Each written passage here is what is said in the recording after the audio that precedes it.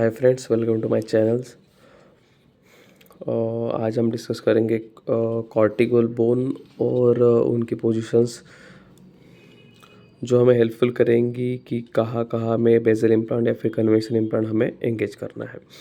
Cortical bones are ये strong bone होती है, ठीक है, जिसमें हमें अच्छी खासी प्राइमरी स्टेबिलिटी मिलती है इम्प्लांट प्लेसमेंट के वक्त। इन बेजल इम्प्लांटोलॉजी ये तो एंगेज करनी ही है। कन्वेंशनल इम्प्लांटोलॉजी में फर्स्ट कॉर्टिकल एंगेज होते हैं, सेकंड कॉर्टिकल हम कर भी सकते हैं या फिर नहीं भी कर सकते। जब एंगेजमेंट करना है तब हमारे पास लेंथ कम होती है। जब एंगेजमेंट नहीं करना है तो अबंडेंट या फिर बहुत सारी बोन होती है। तो cortical bone according to classification हम इसमें फर्स्ट लेयर इसको बोलेंगे, फर्स्ट लेयर ऑफ कॉर्टिकल। फिर सेकंड लेयर जब बोन एक्सट्रीमिटीज़ में सेकंड लेयर जो होती है वो हमें जैसे इंपॉर्टेंट लैंडमार्क जैसे साइनस होता है, साइनस के फ्लोर के वहाँ पे मिलती है या फिर नेजल फ्लोर में हमें वो मिलेगी, ठीक है। और थर्ड कॉर्टिकल लेयर जो होगी वो आउटसाइड द एल्वेओलर बोन होगी, वो जैसे कि zygomatic bone and pterygoid bone. So सबसे पहले हम फॉर बेजल इम्प्लांट हम फर्स्ट कॉर्टिकल लेयर में देखेंगे एल्वेओलर बोन। ये जो हमें दिख रही है ये एल्वेओलर बोन है, ठीक है, जिसमें ऑस्टोटोमी स्टार्ट हुई है वो फर्स्ट कॉर्टिकल बोन है, ठीक है। सेकंड कॉर्टिकल बोन हम हमारे एंटीरियर एरिया में होंगी नेजल फ्लोर, ठीक है, जिसमें हमें नेजल फ्लोर दिख रहा है, ठीक है। सो यहाँ से हमें ऑस्टोटोमी जाएंगी तो हमारे नेजल फ्लोर को एंगेज करेंगे। ये हो गया एंटीरियर रीजन में। फिर कनाइन रीजन में होगा हमारा पायरिफॉर्म अपर्चर, ठीक है। यहाँ पे हमारे पास कॉर्टिकल बोन होती है जिससे हम एंगेज कर सकते हैं हमारा बेजल इम्प्लांट या फिर कन्वेंशनल इम्प्लांट। उसके बाद एंटीरियर रीजन में नेज़ोवेलरिंग कैनाल भी हम एंगेज कर सकते हैं फॉर गुड प्राइमरी स्टेबिलिटी, ठीक।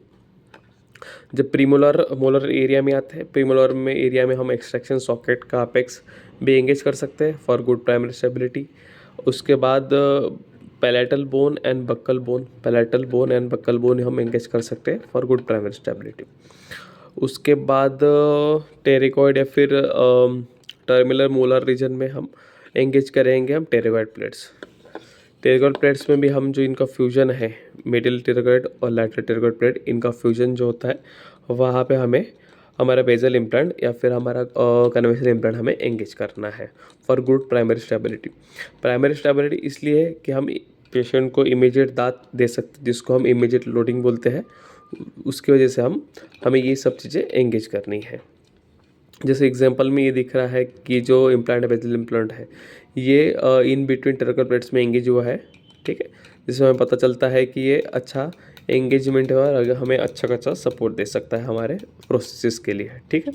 सो फॉर मैक्सिलरी के लिए हमारे पास फर्स्ट कॉर्टिकल होता है, फर्स्ट कॉर्टिकल, उसके बाद सेकंड कॉर्टिकल, ठीक है, उसके बाद थर्ड कॉर्टिकल। थर्ड कॉर्टिकल में हमारा आता है जाइगोमेटिक बोन। हमें towards premolar, first premolar second premolar region से हमारा जाइगोमेटिक बोन एंगेज करना होता है जब हमारे पास मोलर एरिया में बहुत कम ही लेंथी बोन होती है, ठीक है, तब हमें जाइगोमेटिक बोन एंगेज करना है। सो इन नटशेल हमें कन्वेंशनल एंड बेजल इम्प्लांट के लिए फर्स्ट कॉर्टिकल बोन, फिर उसके बाद सेकंड कॉर्टिकल बोन, ये हमें एंगेज करनी होती है, जिस कारण हम इमीडिएट लोडिंग प्रोटोकॉल से हमारा प्रोसेस दे सकते हैं, ठीक है। Okay, thank you.